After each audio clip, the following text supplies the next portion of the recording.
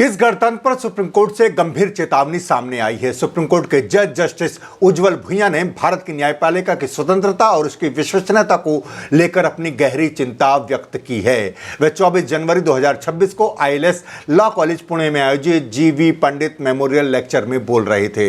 Justice Bhuiyan ने कहा कि हमारे देश में न्यायपालिका की स्वतंत्रता संविधान की मूल विशेषता है। अगर न्यायपालिका अपनी विश्वसनीयता खो दे तो अदालतें और जज रह जाएंगे, लेकिन न्यायपालिका की आत्मा और जनता का विश्वास खत्म हो जाएगा। जस्टिस भुइयां ने उदाहरण दिया कि मध्य प्रदेश हाईकोर्ट के जस्टिस अतुल श्रीधरन का तबादला पहले छत्तीसगढ़ हाईकोर्ट के लिए प्रस्तावित था, लेकिन केंद्र सरकार के कहने पर उन्हें इलाहाबाद हाईकोर्ट भेज दिया गया। यह कार्यपालिका का हस्तक्षेप स्वतंत्र प्रक्रिया के लिए खतरा है। आपको बता दें कि जस्टिस अतुल श्रीधरन वो जज थे जिन्होंने मध्य प्रदेश के भाजपा के मंत्री विजय शाह द्वारा कर्नल सोफिया कुरैशी के खिलाफ अपमानजनक भाषा का इस्तेमाल करने पर स्वतः संज्ञान लिया था।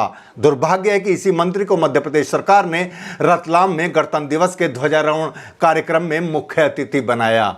जस्टिस भुइयां ने जोर देकर कहा कि जजों के तबादले और पोस्टिंग का निर्णय केवल न्यायपालिका के भीतर होना चाहिए। सरकार का इसमें कोई दखल नहीं होना चाहिए। इस प्रकार का हस्तक्षेप संविधान के स्वतंत्र न्यायपालिका के सिद्धांत के खिलाफ है। जस्टिस भुइयां ने कहा कि न्यायपालिका को केवल कानून और संविधान के प्रति वफादार रहना चाहिए, ना कि किसी पार्टी या सरकार की इच्छा के अनुरूप। उन्होंने यह भी स्वीकार किया कि कॉलेजियम प्रणाली पूर्णतः परिपूर्ण नहीं है, लेकिन इसे बाहरी दबाव से मुक्त और निष्पक्ष बनाए रखना हर हाल में जरूरी है।